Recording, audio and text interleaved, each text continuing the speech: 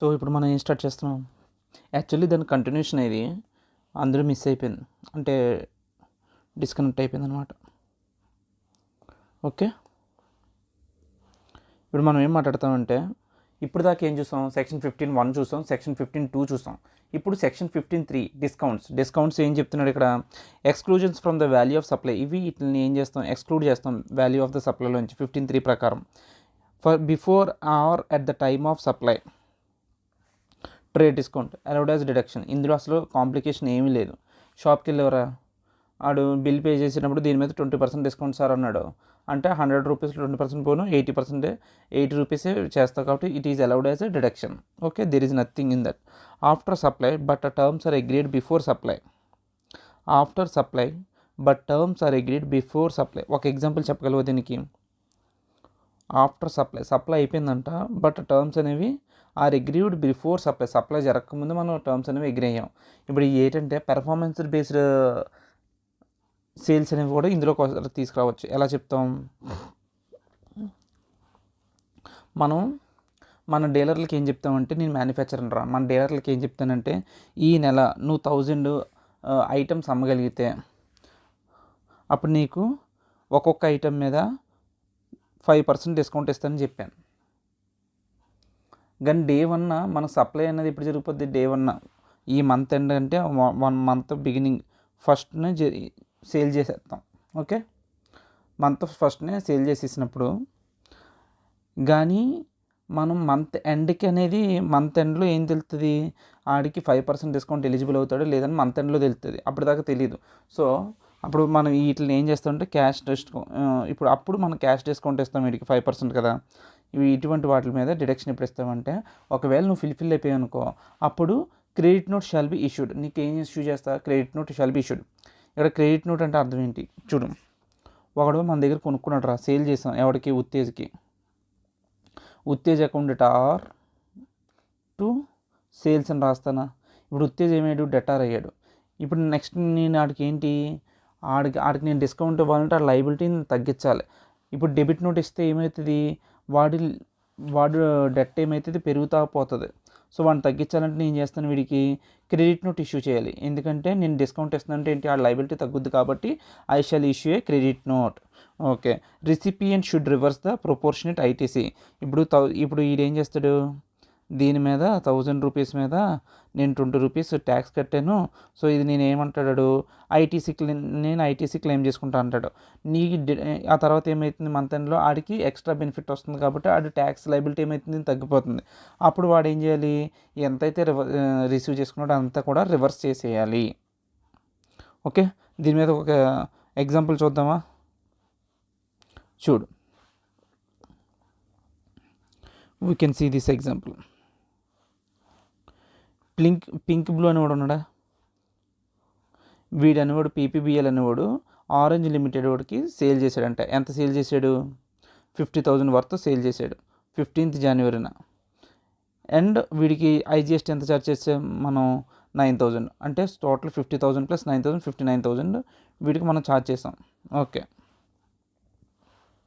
అయితే the terms of supply stipulated that discount 2% will be given to OPL if it makes the payment within 1 month of the supply జరిగిన 1 month లోపల ఆడు కనుక pay చేస్తే ఆడికి ఎంత ఇస్తాం?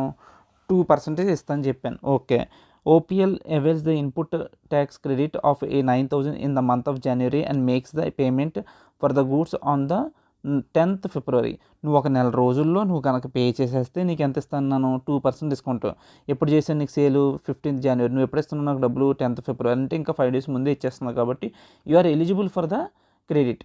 అయితే ఇప్పుడు నార్మల్గా ఇప్పుడు రిసిపియంట్ ఎవడైతే ఉన్నాడో ఆడు ఏం చేసుకుంటాడు? ఐజిఎస్టీ 9,000 చెప్పిన ఆడు ఇన్పుట్ ట్యాక్స్ క్లెయిమ్ చేసుకుంటాడు. ఎంత? 9,000 మీద. సో వీడు ఏం చేయాలి? ఇప్పుడు ఆడికి ఎంత ఇస్తున్నాం? 2% డిస్కౌంట్ ఇస్తున్నాం. అంటే ఎంత? 59,000 మీద 2% అంటే ఎంతరా?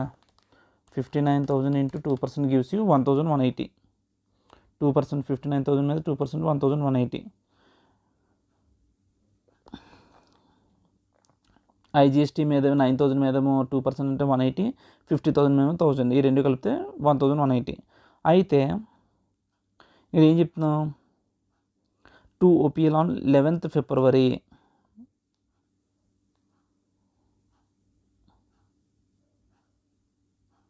క్రెడిట్ నోట్ అనేది ఇష్యూ చేయాలి. ఎవడో పీపీబీఎల్ సేల్ చేశాడు కదా వీడికి, ఆరెంజ్ లిమిటెడ్కి, అందుకని పీపీబీఎల్ అని కూడా ఏం చేయాలి, క్రెడిట్ నోట్ ఇష్యూ చేయాలి. క్రెడిట్ నోట్ ఎంతకి ఇష్యూ చేయాలి, 180కి ఇష్యూ చేయాలి. Okay, after receiving credit note OPL అని కూడా ఏం చేయాలి, క్రెడిట్ నోట్ ఎప్పుడైతే రిసీవ్ చేసుకుంటారో అప్పుడు ఐటీసీని రివర్స్ చేయాలి. ఎంతవరకు, 180. ఎలాగ 9,000 మీద 2% అంటే 180. Okay, can reduce IGST liability for the month of February by 180. OPL would have paid, ఇప్పుడు ఎంత పే చేస్తాడు ఓపీఎల్ నెట్, ఇప్పుడు వీడు ఎంత పే చేస్తుంటే 50,000 ప్లస్ 9,000, అలాగే 1180 మైనస్ చేసేది ఇంత పే చేస్తాడు. ఓకే, ఇప్పుడు నీకు బెటర్గా అర్థమై ఉంటుంది ఈ ప్రొవిజన్. ఇప్పుడు నెక్స్ట్ ప్రొవిజన్కి వెళ్ళిపోదాం. నెక్స్ట్ మనం ఏం చేస్తామంటే, after supply and the terms are not agreed before. Supply జరిగిపోయింది కానీ సప్లై జరగకముందు మనం ఏమైనా టర్మ్స్ అగ్రీ అయ్యామంటే ఏమీ లేదు. After supply and terms are not agreed before the supply. Terms అనేవి బిఫోర్ ద సప్లై మనం అగ్రీ అవ్వలేదు. ఇప్పుడు వీటిని ఏం చేస్తాం, end of season sale discount, వీటికి best example end of the season sale. ఇప్పుడు ఏమైందంటే ఒక షాప్కి వెళ్ళేవారు నువ్వు, నేను మంత్ ఎండ్లో డబ్బులు పే చేస్తాను, వెళ్ళిపోయావు. మంత్ ఎండ్లో కాకుండా మంత్ మధ్యలోనే వచ్చేసి పే చేసేస్తున్నావు. అప్పుడు నార్మల్గా మీ ఇద్దరు ఏమి ఎగ్రీ అవ్వలేదు. ఏమని, నేను మంత్ ఎండ్లో పే చేస్తాను, నాకు ఇంత డిస్కౌంట్ ఇస్తాను ఆడు చెప్పలేదు, నువ్వే ఎగ్రీ అవ్వలేదు. బట్ నువ్వు మంత్ ఎండ్కి అడిగావు కానీ బట్ 20 డేట్స్ లైక్ ఇంకా త్వరగానే వచ్చేసి పే చేసేస్తున్నాను అనుకో. నేను మంత్ ఎండ్ వరకు అన్నాను, ఇప్పుడు ఇంకా త్వరగా పే చేస్తాను కాబట్టి నాకు కొంచెం డిస్కౌంట్ ఇవ్వని చెప్పి అడిగావు. సర్లే నువ్వు పే చేసావు కాబట్టి వాడు డిస్కౌంట్ ఇస్తాను అని చెప్పాడు. అప్పుడు ఏమవుతుంది ఈ కేసులో అంటే, ఏదైతే నువ్వు ముందుగా ఎగ్రీ అవ్వలేదు కాబట్టి నువ్వు ఏదైతే ముందు జిఎస్టీ పే చేసావో దాని మీద మాత్రం నీకు రిటర్న్ ఉండదు. మామూలుగా ఇప్పుడు చూసిన కేసులోనే నీకు సింపుల్గా చెప్పాలంటే 50,000 అనేది వాల్యూరా, దాని మీద 9,000 అనేది ఐజీఎస్టీ పే చేసావు. ఇప్పుడు ఈ 9,000 మీద ఏదైతే ఉందో 2% డిస్కౌంట్ అనేది దీని మీద ఇవ్వడు, ఓన్లీ ఈ 50,000 మీద ఇస్తాడు. అంటే ఎంత, 50,000 ఇంటూ 2% అంటే ఈ 1,000 నీకు డిస్కౌంట్ వస్తుంది. దీని మీద 9,000 మీద ఎంత, నార్మల్గా 9,000 ఇంటూ 2% అంటే 180. ఈ 180 మీద నీకు డిస్కౌంట్ అనేది రాదు. నువ్వేం చేయాలి, ఐటీసీ అనేది రివర్స్ చేయకూడదు 180కి. ముందు కేసులో ఏం చేసాం, ముందుగానే అగ్రీ అయ్యావు కాబట్టి బిఫోర్ ద సప్లై కాబట్టి అక్కడ నీకు డిస్కౌంట్ ఇచ్చా.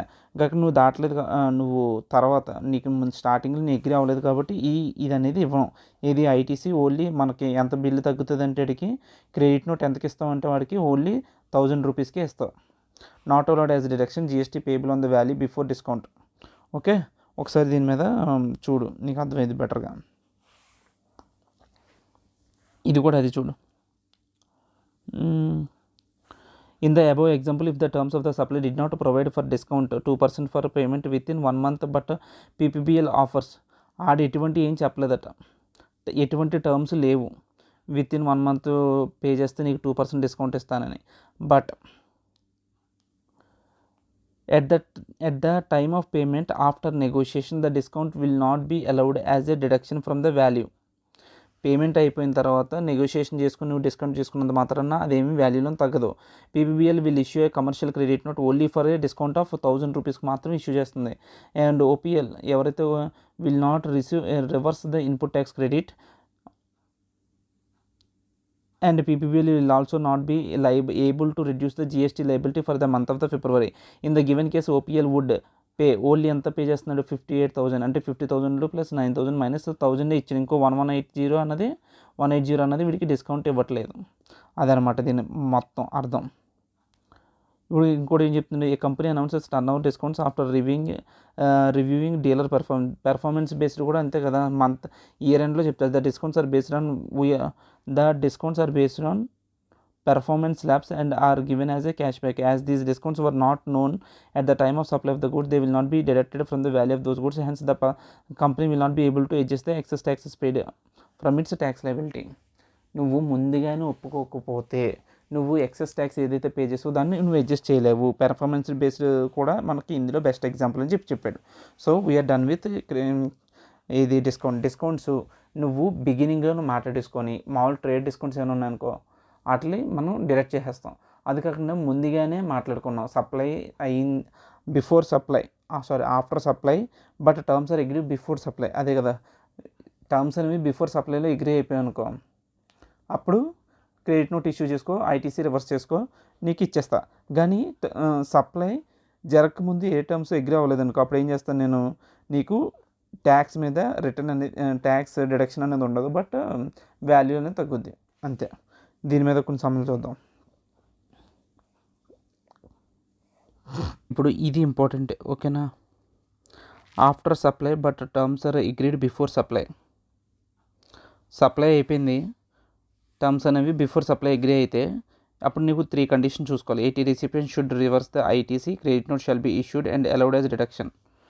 అప్పుడే అలౌడ్ యాజ్ డిడక్షన్. కానీ వాడు ఏం చెప్తున్నాడు మెటీరియల్లో, లింక్ టు ద ఇన్వాయిస్ అంటాడు. లింక్ టు ఇన్వాయిస్, అగ్రిమెంట్ ఉండాలి, ఐటీసీ రివర్స్ చేయాలని చెప్పి 3 కండిషన్స్ చెప్తున్నాడు. చూద్దాం చూడు. Will go with question number 3. దీని మీద క్వశ్చన్ నెంబర్ 3 ఉంది స్టడీ మీటర్లో. టైం ఎంత అయింది? 11 minutes అయింది. Okay, let us start. Examine whether the following discounts ought to be excluded to determine the value of supply. వాడు ఏమడుగుతున్నాడు, ఇవి ఇంక్లూడ్ చేయాలా ఎక్స్క్లూడ్ చేయాలని అడుగుతున్నాడు. Company offering 20% discount for single purchase above. ఏముంది 20% డిస్కౌంట్ అంట, వెరీ సింపుల్. నువ్వు కొన్నప్పుడు 20% డిస్కౌంట్ ఇచ్చాడు, అది ఎక్స్క్లూడ్ చేస్తాం కదా, yes we will exclude.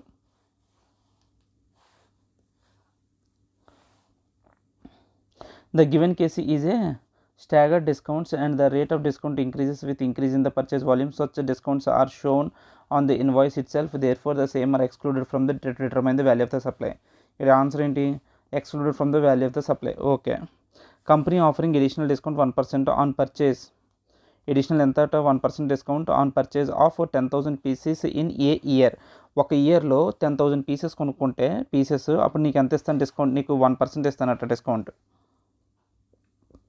అరిగటి 1% discount నీకు ఇస్తాను కాబట్టి, ఇప్పుడు ఎప్పుడు చెప్పాడు, నీకు కొనే టైంకి నీకు టర్మ్స్ అని తెలుసు. బట్ డిస్కౌంట్ ఎప్పుడు వస్తుంది? After supply. అంటే ఏంటి? సెకండ్ కేటగిరీలో ఏం చెప్పాడు నీకు? 2 కండిషన్స్. ఒకటి క్రెడిట్ నోట్ ఇష్యూ చేయాలి, ఇంకోటి ఏమో ఐటీసీ రివర్సల్ చేయాలి. ఐటీసీ రివర్స్ అవుద్ది ఇందులో. ఓకే, అది ఇప్పుడు మనం ఏం చేస్తాం, conditions the given case are offered supplies to their stock lists. Such discounts are established in terms of an agreement entered into on or before the terms of supply. Supply కన్నా ముందే agreement అనేది మనకి ఉంది. Okay, terms అనేవి క్లియర్గా ఉన్నాయి.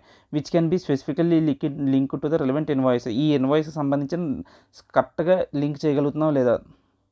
Not shown as invoice as an actual quantum of such discounts and gets determined after supply and has been effected and generally at the year end. Okay, దాని impact year ఎండ్లో ఉంటుంది మనకి.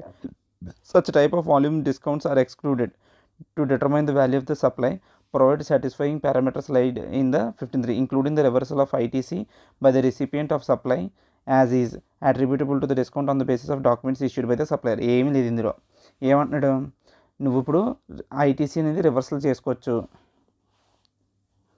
Agreement ఉంది ఇది, and e invoice స్పెసిఫిక్గా ఈ discount అనేది స్పెసిఫిక్గా ఇన్వాయిసెస్కి లింక్ చేయగలుగుతున్నాం. సో ఇక్కడ ఏం చేయాలి, వాల్యూ అనేది ఎక్స్క్లూడ్ చేయొచ్చు, వాల్యూలోంచి ఈ డిస్కౌంట్ అనేది ఎక్స్క్లూడ్ చేయొచ్చు అని చెప్పి ఆన్సర్.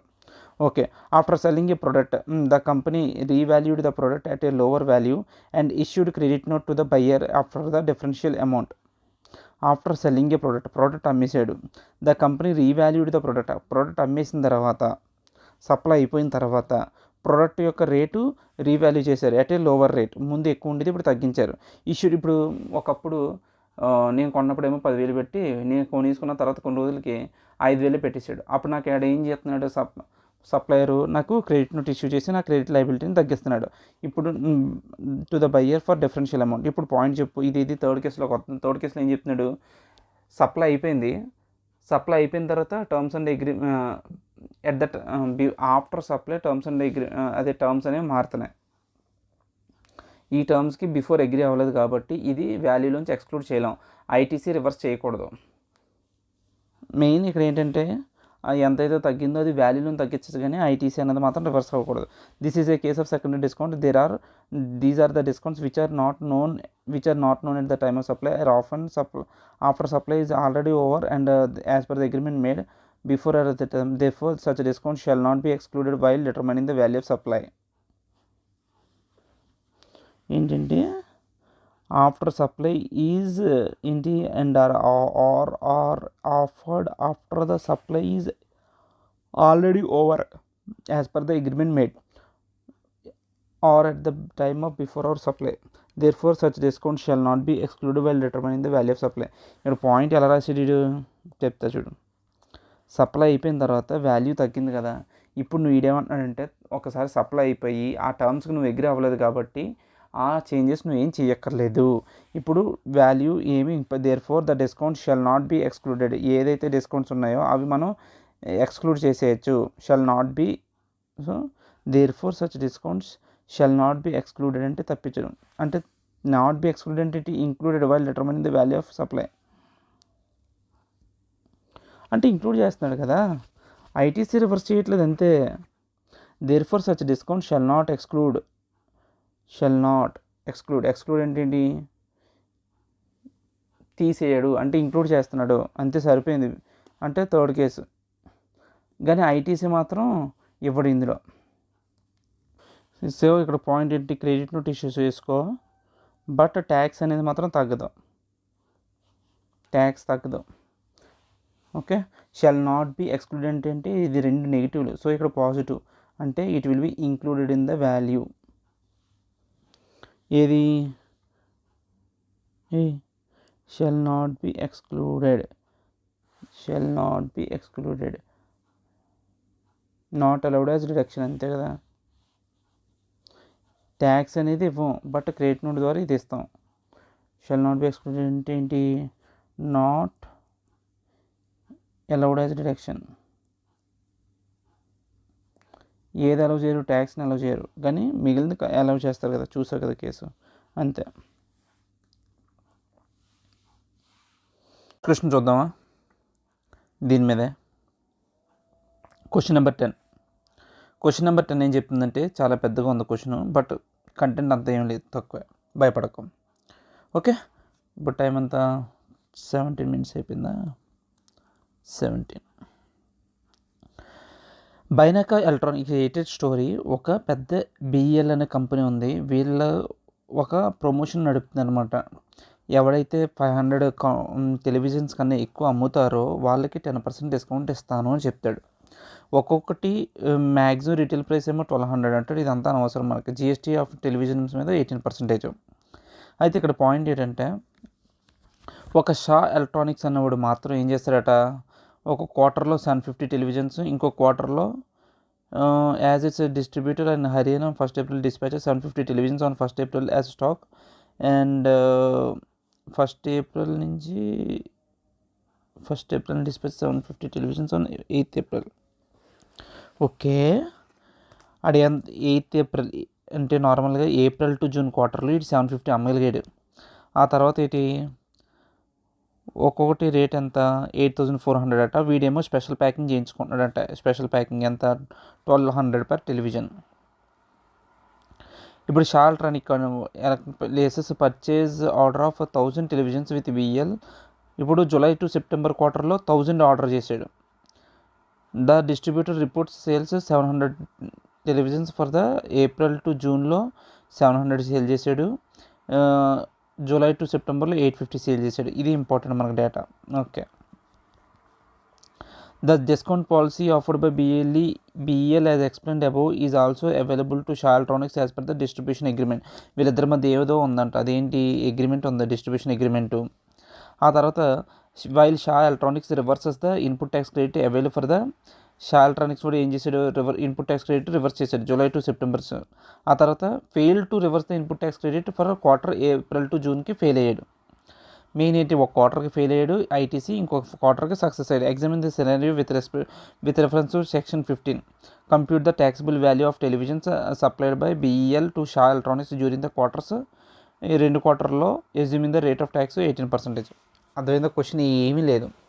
ఒక పెద్ద కంపెనీ ఉంది, ఆడు ఎవడైతే 500 టెలివిజన్స్ కన్నా ఎక్కువ అమ్ముతాడో వాడికి ఎంత పర్సెంట్ ఇస్తానో డిస్కౌంట్ 10%. అయితే ఈ షా అనేవాడు ఏం చేశాడు, ఒక క్వార్టర్లో 700 అమ్మాడు, ఇంకో క్వార్టర్లో 850 అమ్మాడు. ఇప్పుడు వీడికి ఎంత ఇస్తావు అని చెప్పి అడుగుతున్నాడు. అయితే వీళ్ళిద్దరి మధ్య ఏముందంట, అగ్రిమెంట్ ఉందంట. ఈ టర్మ్స్ అనేవి ఎప్పుడు చెప్పాడు, బిఫోర్ సప్లైనే జరిగిపోయాయి. అంటే ఇది సెకండ్ కేసులోకి వస్తుంది. సెకండ్ కేసులో అంటే ఏం చెప్తున్నాం, సెకండ్ కేసులో రావట్లేదండి. సరే, సెకండ్ కేసులో ఏం చెప్పాం మనం, టర్మ్స్ అనేవి బిఫోర్ సప్లైలో జరిగిపోయాయి అండ్ టర్మ్స్ అనేవి బిఫోర్ సప్లై జరిగింది. టర్మ్స్ అనేవి సప్లై కన్నా ముందు అగ్రీ అవ్వాలి. మర్చిపోయాను. After supply but discount given after supply but terms are agreed before supply. దీనికి 3 కండిషన్స్ అని చెప్పాను. ఒకటి ఏంటి, లింక్ అనేది అవ్వాలి. ఏం లింక్ అవ్వాలి, ఫస్ట్ వాళ్ళిద్దరి మధ్య అగ్రిమెంట్ ఉండాలిరా. ఆ తర్వాత సప్లై అనేది specifically link to the relevant invoice. అంటే ఒక్కో టీవీ ఒక్కో ఇన్వాయిస్కి మనం లింక్ చేయగలుగుతాం కదా. ఓకే, ఇన్పుట్ ట్యాక్స్ క్రెడిట్ అనేది ఏం చేయాలి, has been reversed by the recipient. అది రివర్స్ చేసి ఉండాలి. ఇన్ ద గివెన్ కేస్ అదంతా సోది. ఇప్పుడు వాల్యూ ఆఫ్ సప్లై చూద్దాం. చూడు, ఇప్పుడు ఏప్రిల్ టు జూన్ సెక్టర్కి price at which the televisions for supply to షాక్ ఎంత సప్లై చేసాడు, స్టార్టింగ్లో ఒక్కొక్కటి ఎంతకు సప్లై చేసాడు. Shall transfer purchase bill the distributor report sales ఇచ్చాడు. ఎంతకు అమ్మాడు, వీడికి 8400కి అమ్మాడంట. అది ఎక్కడుంది మనకి ఇన్ఫర్మేషను,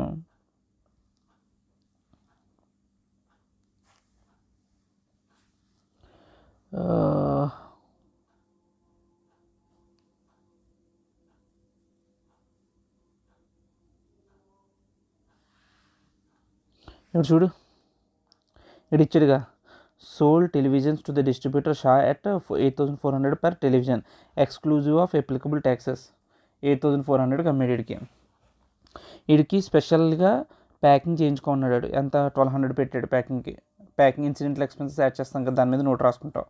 ఆ తర్వాత ఇప్పుడు ఏం చేస్తావు, డిస్కౌంట్ అనేది ఇప్పుడు ఏప్రిల్ టు జూన్ అనే క్వార్టర్లో వీడు ఏమయ్యాడు, ఫెయిల్ అయ్యాడు. ITC reverse failed in the quarter April to June కాబట్టి వీడికి ఏమిస్తాం, ఐటీసీ ఇస్తావా అంటే డిస్కౌంట్ ఇస్తావా అంటే ఇవ్వం. ఆ కండిషన్స్ ఫుల్ఫిల్ అయితేనే వీడికి డిస్కౌంట్ ఇస్తాం. ఇక్కడ డిస్కౌంట్ అనేది ఇప్పుడు నీ పాయింట్ ఏంటంటే, ఇప్పుడు చెప్తాను నీకు వచ్చే డౌట్. ఇప్పుడు మొత్తం ఎంత, 8500 మీద ఏమైనా డిస్కౌంట్ వస్తుంది అంటే అక్కడికి ఏ డిస్కౌంట్ రాదు, నిల్లు. సో ఈ రెండింటికి కలిపితే ఎంత వచ్చింది, 9600. Value of taxable supply of television for the quarter ఎంత, మొత్తం ఎన్ని అమ్మేడు ఒక క్వార్టర్లో, 750 టెలివిజన్స్ ఆన్ 8th April. ఒక క్వార్టర్లో 750 టెలివిజన్స్ అమ్మేడు కాబట్టి టోటల్ ఎంత, 9600. సో ఇంత వీడికి బిల్లు పడ్డది. ఇక్కడ నాకు క్వశ్చన్ ఏంటంటే, క్వశ్చన్ చూడు, ఇప్పుడు ఐటీసీ ఒకటే డిస్కౌంట్ ఇస్తావా లేకపోతే టోటల్ ఇస్తావా,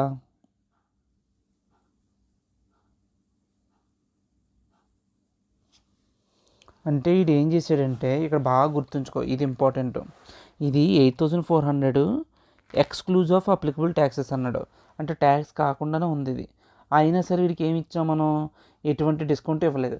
అంటే ఏంటి దీని అర్థం, ఈవెన్ ట్యాక్స్ ఒకటే కాదు, నువ్వు నేర్చుకున్నది ఎలాగా, సెకండ్ కేసులు అంటే ఏంటి, అన్నీ ఫుల్ఫిల్ అయితే వాడికి టోటల్ జిఎస్టీ మీద అండ్ వాల్యూ మీద కూడా మనం డిస్కౌంట్ ఇచ్చేస్తాం. ఇంకా నీడేం చేశాడు, ఇక్కడ దేని మీద కూడా ఇవ్వలేదు. కండిషన్ ఫుల్ఫిల్ అవ్వలేదు కాబట్టి రెండింటి మీద వీటికి ఇవ్వలేదు. ఓకే, నెక్స్ట్ క్వార్టర్లో చూసుకొచ్చా, అప్పుడు కూడా ఒక్కొక్కటి 8400కి అమ్ముతాడు. ప్యాకింగ్ ఛార్జెస్ ఎంత, 1200 ఉంటాయి.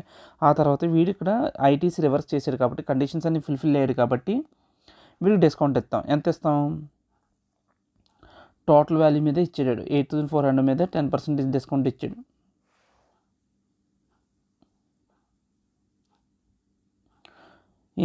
Since all the conditions specified have been fulfilled, the post supply discount will be allowed as a deduction from the value of supply. The input tax credit will be reversed, will work out. ఇదిగో ఇప్పుడు ITC reversal గురించి ఇక్కడ మాట్లాడుతున్నాడు, ఇది value గురించి మాట్లాడాడు. ITC ఎంత reverse చేయాలో ఇక్కడ చెప్తున్నాడు. చూడు ఎంత, మొత్తం ఎన్ని అమ్మేడు, 1000 టెలివిజన్స్ అమ్మాడా లాస్ట్ క్వార్టర్లో. Value of taxes supply for July to September 1000. ఏం 1000, అదే కదా, జూలై టు సెప్టెంబర్కి ఆడెంత అమ్మాడంట, ఇక్కడ క్వశ్చన్లో చూడు, 1000 televisions for July to September క్వార్టర్లో అమ్మాడు. ఓకే, 1000 ఒక్కొక్కటి 8760. ఇంత టోటల్ వాల్యూ.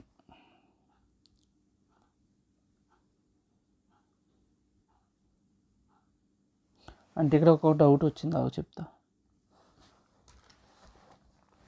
ఏమీ లేదు, ఇక్కడ ఏం చేసాం, ఐటీసీ అనేది ఇక్కడ రివర్స్ చేయాలి కదా, ఎంత రివర్స్ చేయాలో క్యాలిక్యులేట్ చేసాం అనమాట.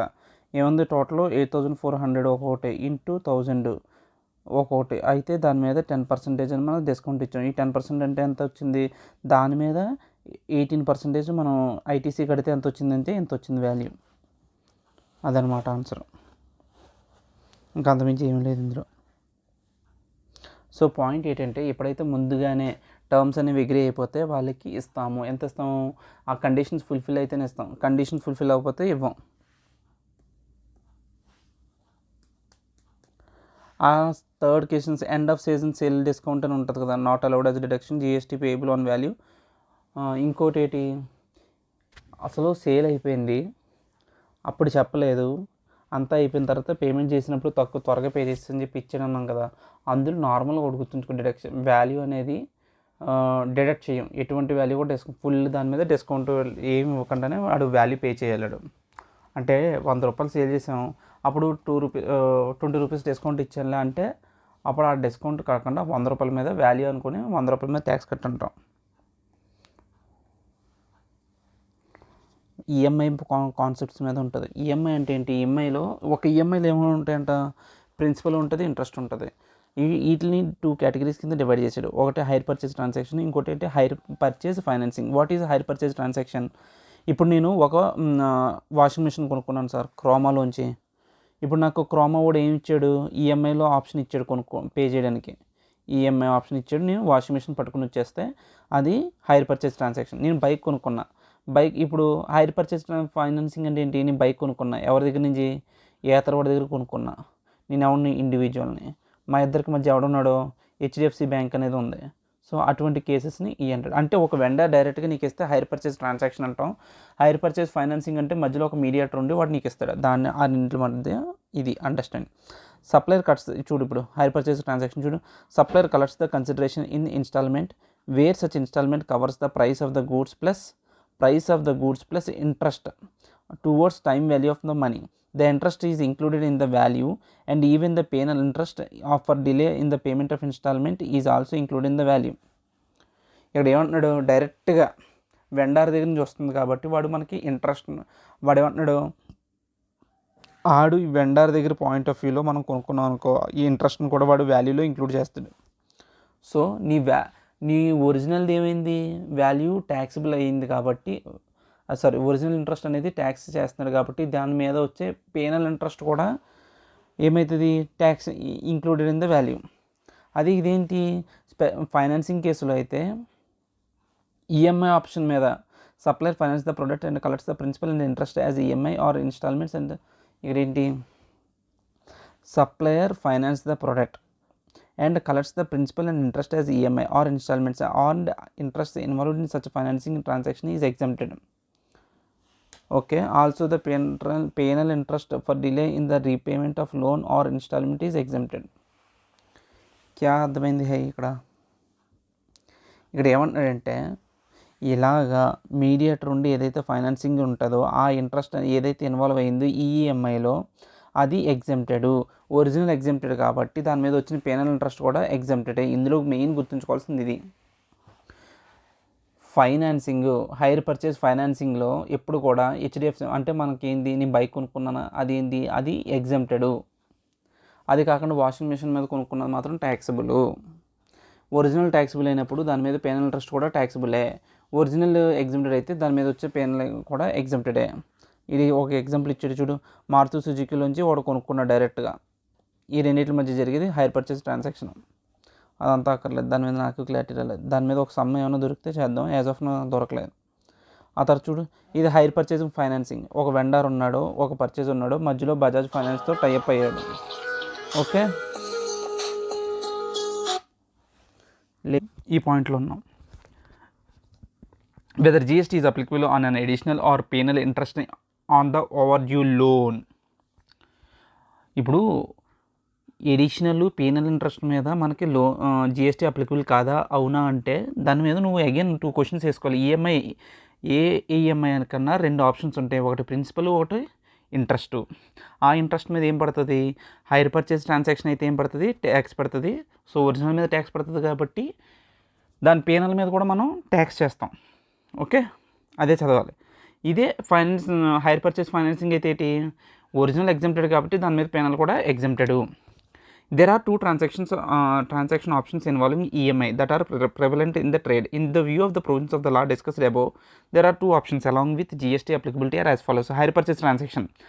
Supplier collects the consideration in installments where such installment covers the price of the goods, but price of the goods plus interest towards the time value of the money. This interest is included in the value, and even penal interest for the delay in the payment of installment is also included in the value. Supplier finances the product. So ఇక్కడ ఏం చెప్తున్నాడు, original మీద original interest వాల్యూలో include అవుతుంది కాబట్టి దాని మీద penal interest కూడా వాల్యూలో ఇంక్లూడ్ చేస్తాము. నెక్స్ట్ ఏంటి, హైర్ పర్చేస్ ఫైనాన్సింగ్లో supplier finances the product and collects the principal and interest as EMI or instalment interest involved in financing transactions are exempted. Original exempted, so దాని మీద వచ్చే పేనల్ కూడా exempted. నీకు తర్వాత క్లారిటీగా చెప్తా. యాజ్ ఆఫ్ నౌ ప్రాబ్లంలోనే నీకు బెటర్ క్లారిటీ వస్తుంది కాబట్టి పక్కన పెట్టాం. ఇదేంటి, treatment inclusions arrival value, amount per provision already ఇదేం చెప్తున్నాడు, ఫర్ ఎగ్జాంపుల్ సబ్సిడీ అనేది ఉందరా, amount as per the provision already ఈ సబ్సిడీ ఇంక్లూడ్ అయిపోయింది. ఇదేమీ లేదు అసలు, సోది పక్కన లేదు, ఒకసారి చెప్తాను చూడు. ఇప్పుడు ఫర్ ఎగ్జాంపుల్ సబ్సిడీ అనేది ఇంక్లూడ్ గవర్నమెంట్ సబ్సిడీ ఉంది, అది ఇంక్లూడ్ చేయాలా ఎక్స్క్లూడ్ చేయాలా, ఎక్స్క్లూడ్ చేయాలి. టు బీ ఎక్స్క్లూడెడ్ అది ఆల్రెడీ టు బీ ఎక్స్క్లూడెడ్ అనేది ఆల్రెడీ ఎక్స్క్లూడెడ్ అయిపోయింది అనుకో, మనం ఇగ్నోర్ చేసేస్తాం. ఆడు ఎక్స్క్లూడ్ చేయలేదనుకో, మనం ఏం చేస్తాం, మనం డిడక్ట్ చేస్తాం. ఇది ఇంక్లూడ్ చేయాలి, ఆల్రెడీ ఇంక్లూడ్ అయిపోయింది అనుకో ఇగ్నోరు. అసలు టు బీ ఇంక్లూడెడే కదా, బట్ అది ఇంక్లూడ్ చేయలేదు కాబట్టి ఇప్పుడు ఏం చేస్తాం, యాడ్ చేస్తాం. అదేం లేదు, అది లాజిక్లో వస్తుంది. Whether no claim bonus can be given by insurance company to insured can be claimed as a deduction while computing the value of supply. It shall be claimed as a deduction from the value if the same is shown in the invoice as per the 15(3). ఏం లేదు, insurance renewal చేయించుకుంటా కదా, renewal చేయించుకుంటే నీకు కొంచెం bonus ఇస్తాడు. ఇప్పుడు 15,000 కట్టాల్సింది 10,000 కడితే చాలు అంటాడు కదా, అటువంటి దాని మీద అప్పుడు దాని మీద జిఎస్టీ పడుతుందా అంటే, it shall be claimed as a deduction from the value if the same is shown. అది డిడక్షన్ కింద క్లెయిమ్ చేసుకోవచ్చు, అది ఒకవేళ ఇన్వాయిస్లో చూపిస్తా అని చెప్తున్నాడు, క్లెయిమ్ చేసుకోవచ్చు ఇది డిడక్షన్ కింద.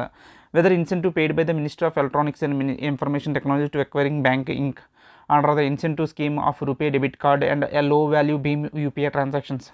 అంటే ఏంటి, ఫోన్పే ఓడు, it is considered in the nature of subsidy by central government not include in the value.